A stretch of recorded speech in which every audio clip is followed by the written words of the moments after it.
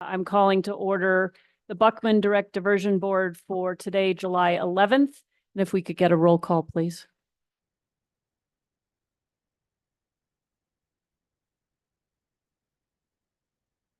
Present. She's excused. Madam Chair, I can't hear whoever's calling roll, so I don't know if their mic is on. Your timing was perfect. Yeah, they're asking if you're present, so. I am here. I cannot hear you, but I am present. Okay, we'll have the Commissioner Anna Hamilton Here. and Councillor Carol Romero. I am here. You have a quorum. Thank you. Do we have changes to the agenda tonight? Madam Chair, there are no changes from staff. Okay, any changes from the board? And if not, is there a motion? I move to approve the agenda. We have a motion from Commissioner Hamilton and a second from member Rolf Schmidt-Peterson. And because we do have a member on Zoom, we do need to do a roll call on this. So approval of the agenda.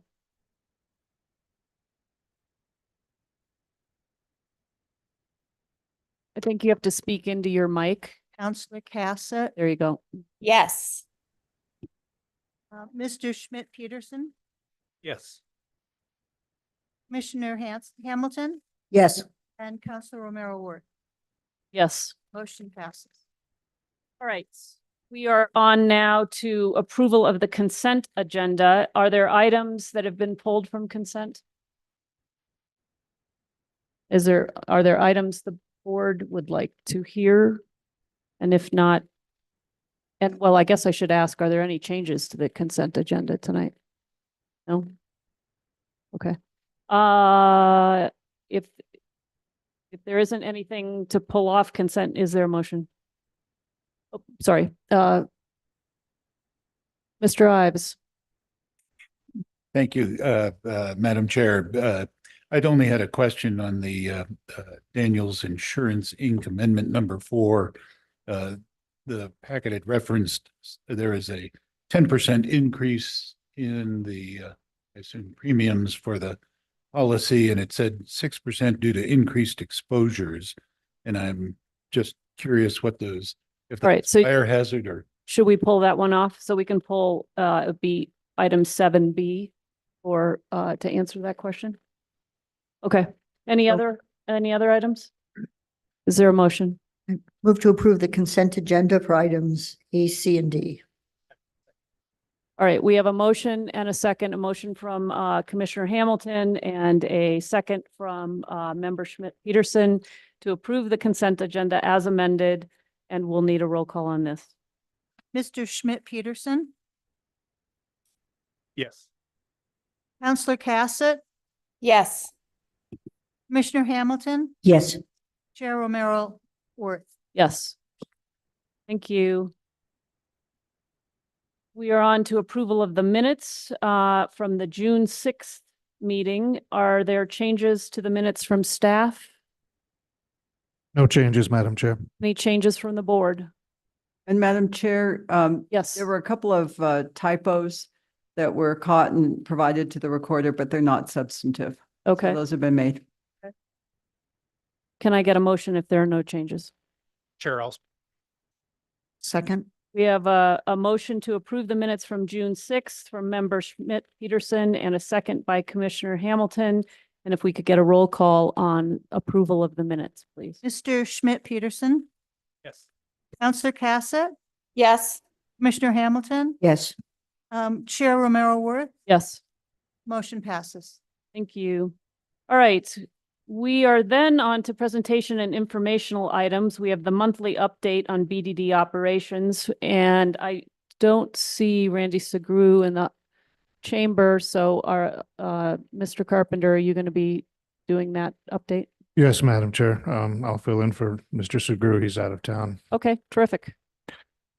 So I'll just do a quick summary of his item. There are no big changes from the previous months about what we would expect for this time of year. This report is for June of 2024. Raw water diversions averaged 8.38 million gallons per day.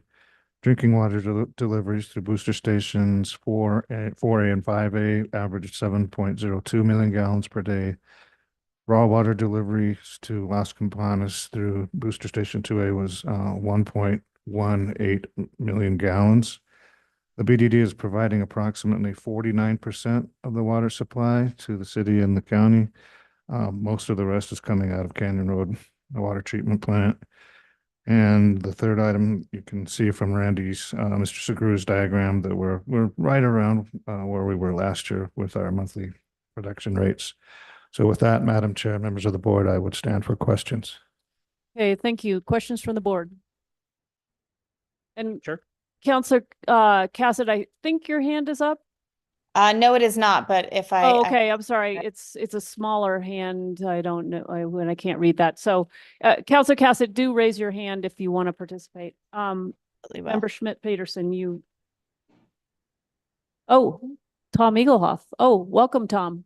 Tom, do you have your hand up? Can you hear me? I can. I had a question for Rick. I don't think we've been able to divert San Juan Chama water since June 21st due to some, I'm not sure, some kind of construction or something. Do we have any update on that? Yeah, Mr. Eaglehoff, when this happens, it's almost always due to the fact that we have entered back into flood ups in Abiquiu, which is what did in fact happen. My understanding is we're back out of flood ups and we have access to San Juan Chama water now, but I don't know that. I haven't checked in a couple of days. Okay, do we have another point of contact when Randy's out of town? For the next couple of days, it's probably myself. Okay. End of the month, and Dr. Roach is always very knowledgeable. Okay, thanks. That's all. We do have Dr. Roach in the audience. Is that something you're familiar with? Okay, we'll get the answer, Tom, and get it back to you. Okay, thank you very much. Okay. Madam Chair, if I could add to that. Sure. And Mr. Eaglehoff may want to know this. We do have plenty of native water that we can divert it. We're not in danger of, I don't know the exact number on that either, but I know that there's plenty of it. So we'll still be able to divert water. Okay, thanks. Madam Chair, and Yes, Mr. Schmidt-Peterson. wanted to do a little bit of follow-up to that. I believe the flood op issue at Abiquiu is actually that the Rio Chama was blocked by a sediment plug from a summer thunderstorm. And that is limited releases out of Abiquiu. And at the same point in time, I saw an article, but I haven't seen the paper, that the state engineer informed the Middle Rio Grande Conservancy District. I'm going to ask you to speak more clearly into your mic just because we do have somebody on Zoom. Sure. Can you hear me now? Yes. Okay.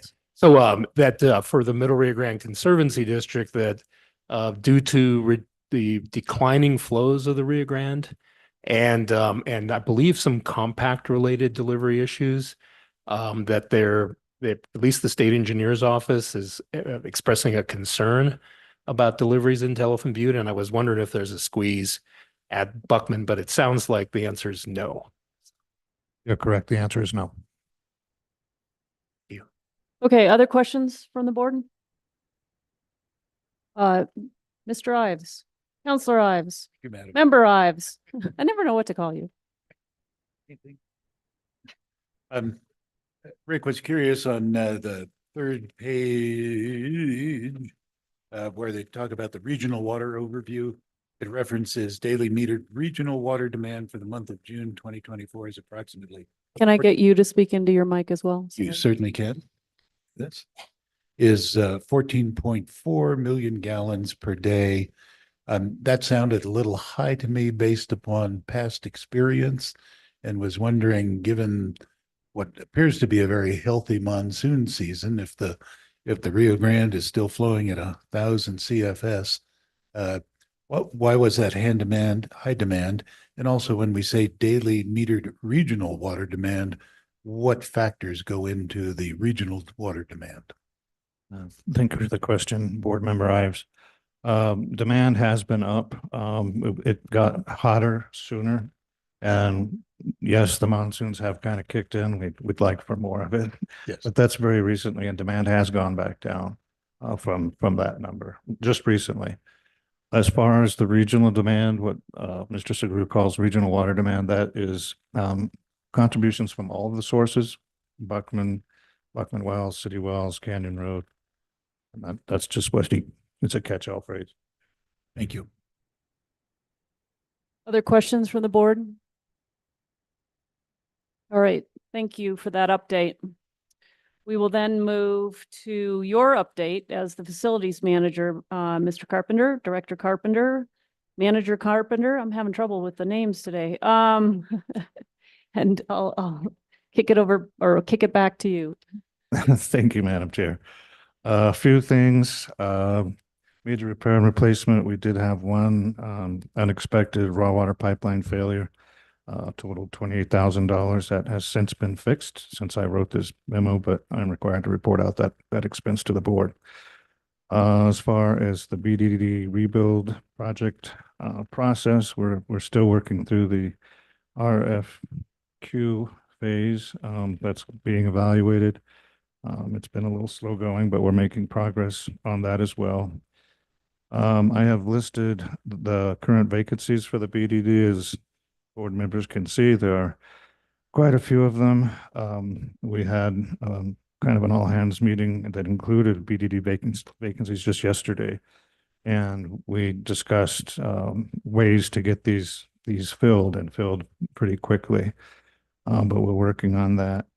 Related to that, though, we were able to make an offer that was accepted for the accounting supervisor position that's been vacant for a while. And it's a critical position. And that individual will be starting within just 2 or 3 weeks, maybe sooner, if we can pull it off. There are a couple of items I'd like to call to the attention of the board that didn't make it into my memo because they're sort of late breaking news. One of which is the board is probably aware, but just in case not, the city of Las Vegas contacted the BDD with regard to their water crisis that they were having due to flooding. And the BDD reached out to the city of Santa Fe, Dr. Roach, who did most of the heavy lifting to provide water to the city of Las Vegas through metered hydrants into their tanker trucks. And they hauled the water back up to Las Vegas. It was metered and it is city water. It's not BDD water. We don't have any of our own water. They were charged $6.06 per 1,000 gallons. That's the bulk rate that the city normally charges. And that rate is intended to recover costs associated with things just like this. Lastly, there's been some movement on the endangered species topic. I'll just read something that one of our esteemed lawyers wrote. The U.S. Fish and Wildlife Service has completed its 12-month review of 2 proposed species with habitat in the Rio Grande and determined that neither warrants listing as an endangered nor threatened species.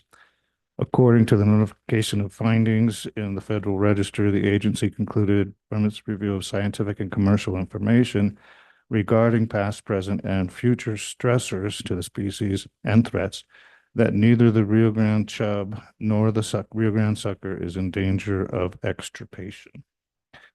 And that's my update, Madam Chair, and I'd stand for questions. Thank you, Mr. Carpenter. Questions from the board? Yes, Member Sure. Schmidt-Peterson. Yeah, I have a couple of questions actually for Rick that I'm wondering about the kind of raw water pipeline failures. Does that happen very frequently or is it pretty random? Madam Chair, members of the board, that's actually a pretty good question. The pipe that failed is an HDPE pipe coming out of the raw water diversion. It's never failed before. I took a good hard look at it along with my maintenance supervisor, and we couldn't really figure out why it failed. It shouldn't have. So it's very rare.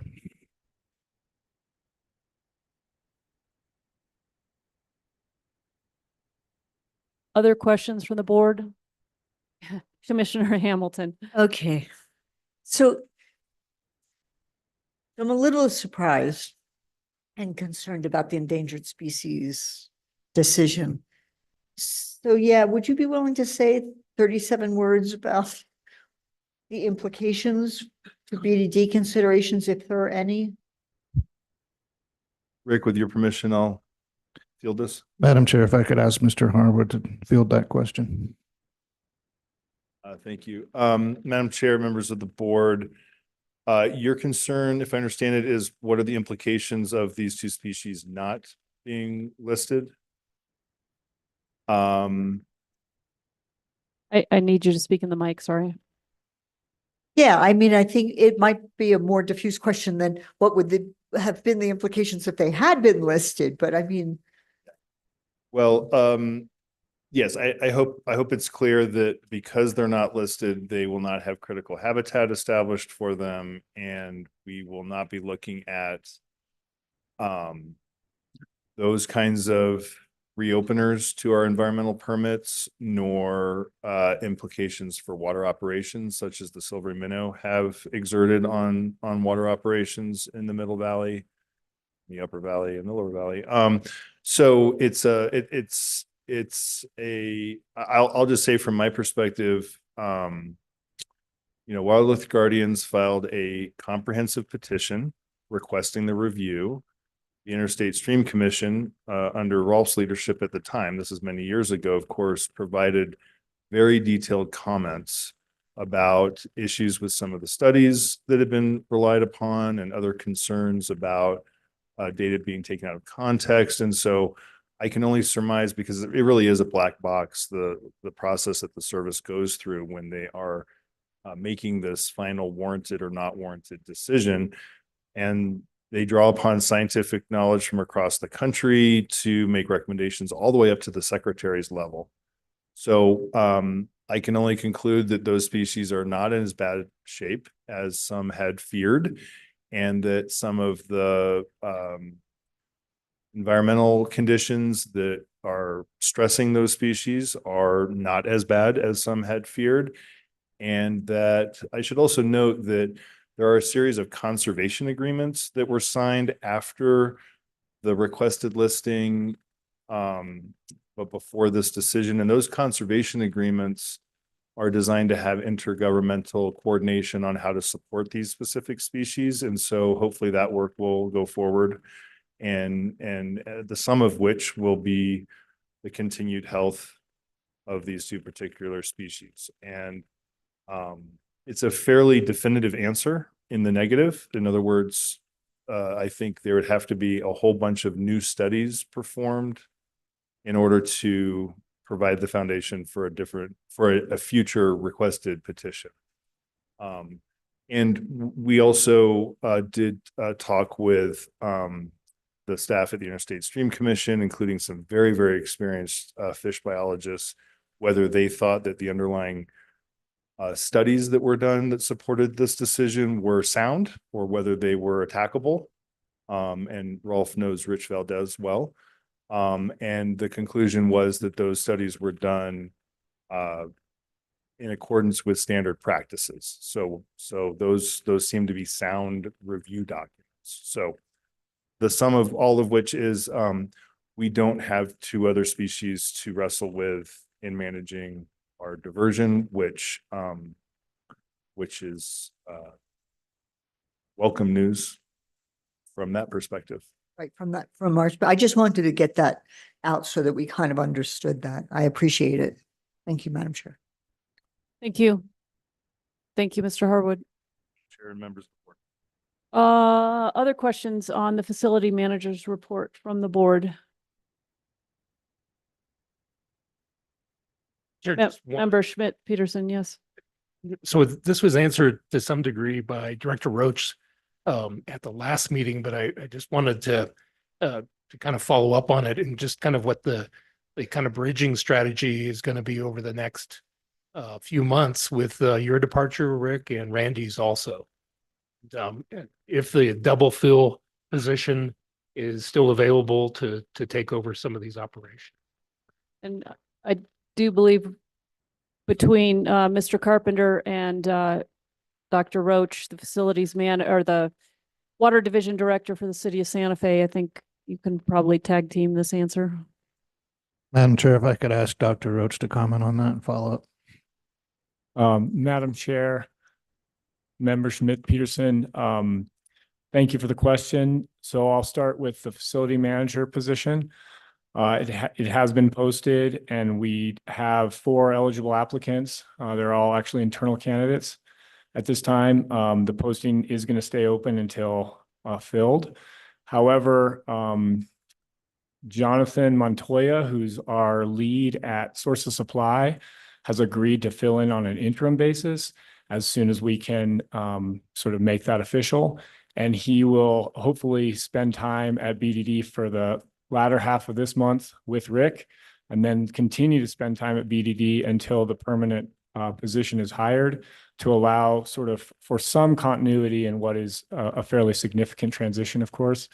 And I also intend to spend more time than usual at BDD. I've been spending 1 day a week there, and it'll probably go to 2 or 3 as necessary to assist where I can in this transition.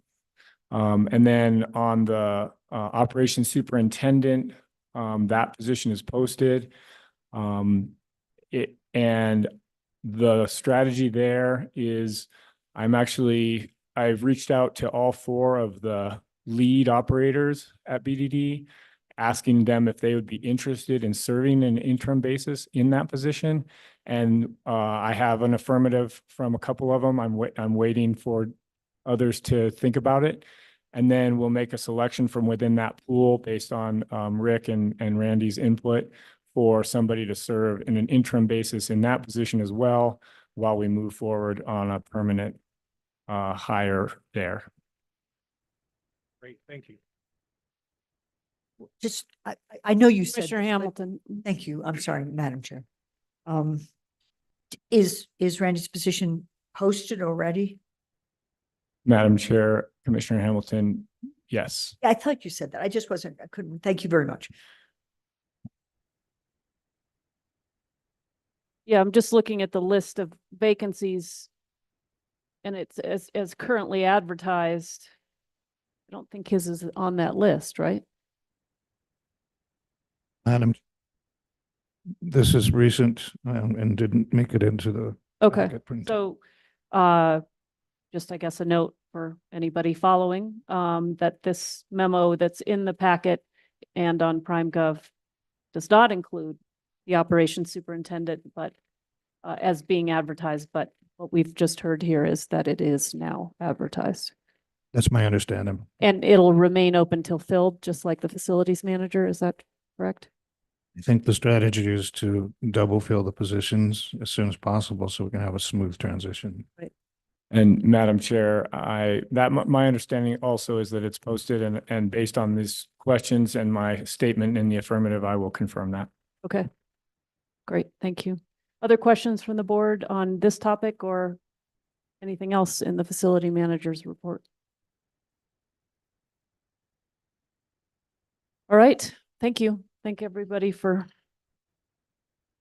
that update. We then go to our item that was pulled from consent. It's item 7B. It's a request for approval of amendment number 4 to the professional services agreement item number 21-0421 with Daniels Insurance, Inc.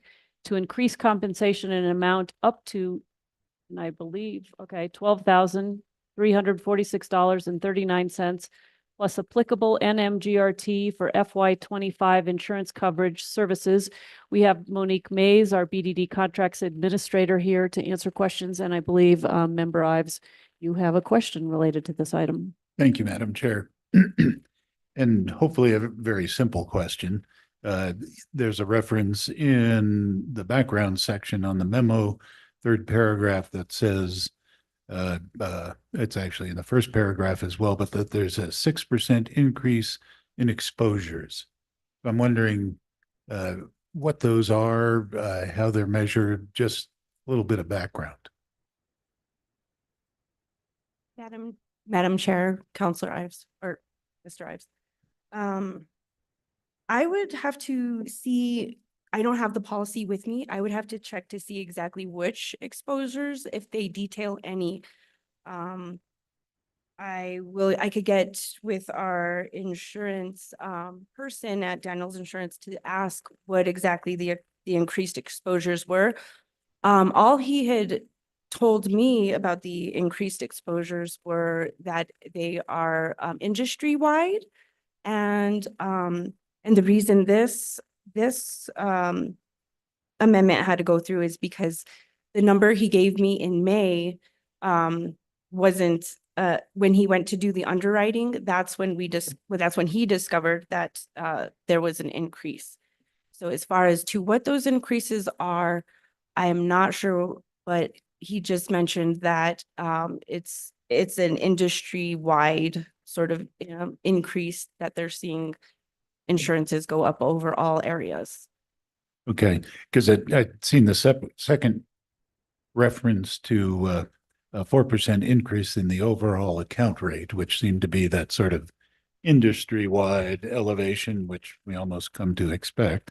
I actually wondered if it might be due to any sort of perceived or real sense of increased fire risk, which is something we're seeing significantly in many places. So if you don't mind following up with that question and sending me an email or something would be perfectly fine, or reporting at the next meeting, perfectly fine too. I don't have any problems with what's being proposed here, so.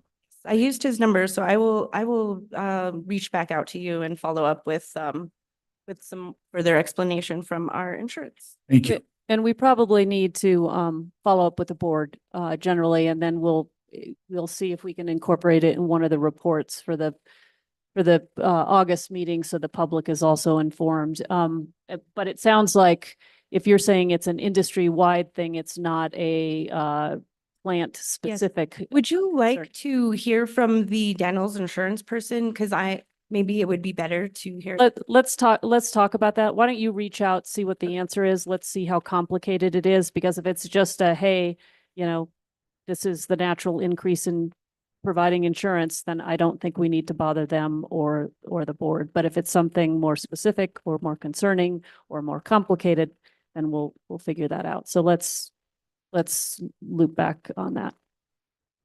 Thank you. Thank you for being here. Any other questions on this item? Is there a motion? Move to approve? Second that. We have a motion to approve by Commissioner Hamilton and a second by Member Schmidt-Peterson. And we need a roll call, please. Schmidt-Peterson, Yes.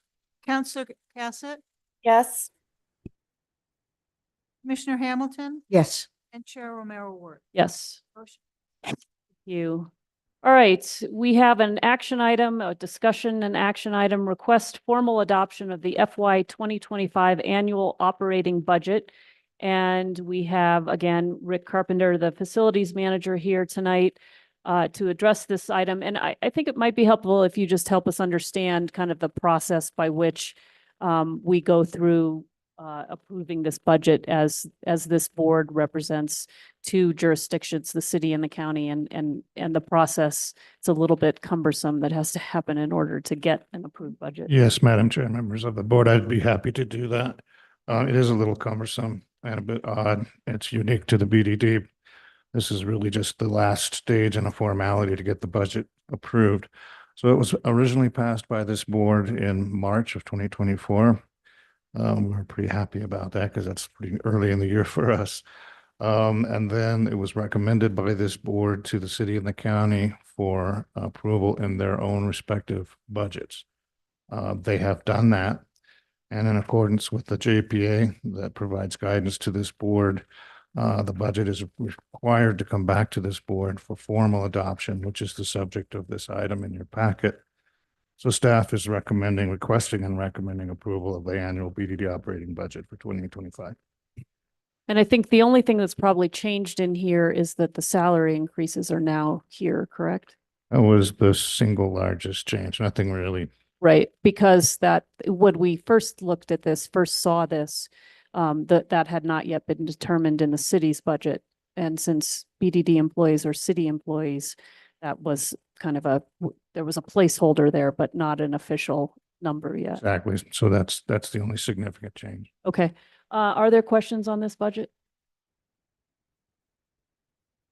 Member Schmidt Peterson, you're looking at me. I do. I It have kind of one question, because I haven't been here for the earlier parts of this process. And overall, I think it's a great write-up and gives me a pretty good idea of how the facility is operated through time.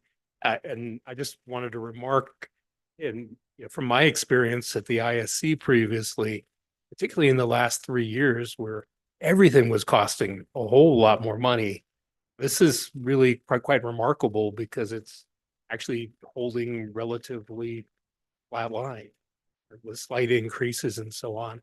So, and I think that's due in large part to your operations and the board and others, but it's pretty remarkable actually from my experience, as the cost of everything has been going up 28%, something like that in many different places. Obviously, the staffing and so on, not so much. But do you anticipate, any sharp increases in the near future? You had brought up in a previous meeting the costs of like dumping fees and things like that for solids. Is there anything in here that we should be thinking about that could escalate significantly? Board Member Schmidt Peterson, that's a really good question. What I can anticipate that could be a possible increase in costs would be around 3 items: chemicals for treating the solids, electricity, and natural gas.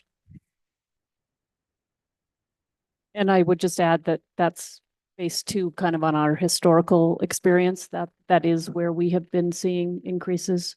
So I think that's accurate. Other questions on the budget? Do I have a motion? I move to approve. I'll second. The dynamic duo on that, on my right. God, we're gonna get a reputation.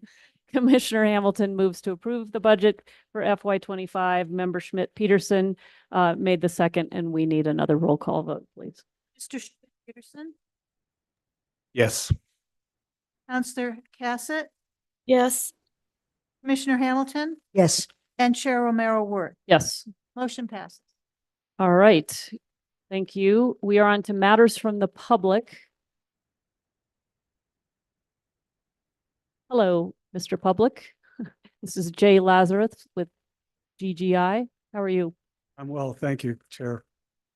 So Rick's not going to like this, but our company was tasked with providing the water for the tankers to Las Vegas.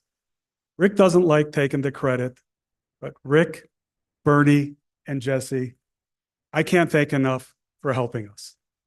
Within 12 hours of me contacting Rick, he had the system in motion to get water to the tankers that we brought from Louisiana. Jesse was instrumental in helping it push through, also John Dupuis. And Bernie went above and beyond by bringing ice to the truck drivers, providing them with showers at the facility, and anything else she could do. So from our company, our responsibilities were way, way, way lessened because of Rick and his staff, and we want to thank you. Thank you. He's unhappy with me now, but Well, he better get used to it, because I think there are a few tributes coming his way in the future. Other matters from the public. All right, I'm not seeing any matters from the board. Commissioner, I don't, Member Schmidt Peterson. Madam Chair, I have one item, and that is, having worked with Rick since the early 2000s, I want to wish him all the best in his retirement. He has done a tremendous job for the city of Santa Fe, from my experience, and also with Buckman.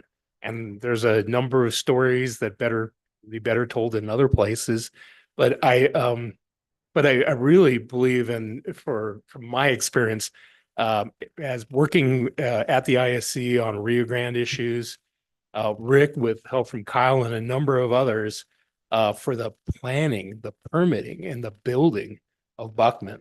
Without his calm demeanor and just persistence to basically work through a tremendous number of issues.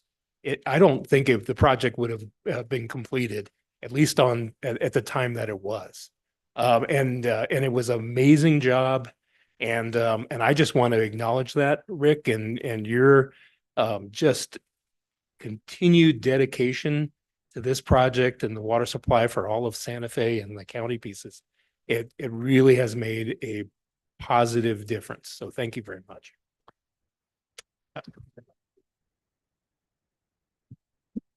Thanks, everybody, and Rolf, coming from you especially, that means a lot to me, and having worked with you for a couple decades, learned a lot.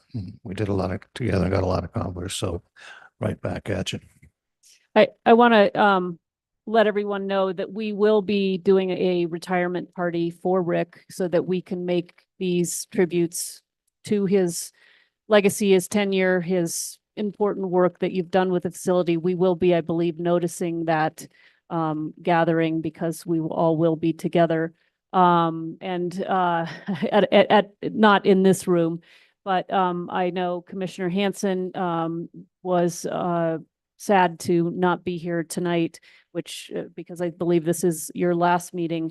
And so we are arranging for another venue where we can do these tributes and recognize your service. So I just want to let the board know that you'll be getting a date and time, place very soon so that we can properly send Rick off on his retirement. Thank you very much, Madam Chair and members of the board. I can't tell you how much I appreciate that. All right, Matt, or any other matters from the board? All right. Our next meeting is Thursday, August 1st, at 4 o'clock. And with that, I believe we're adjourned.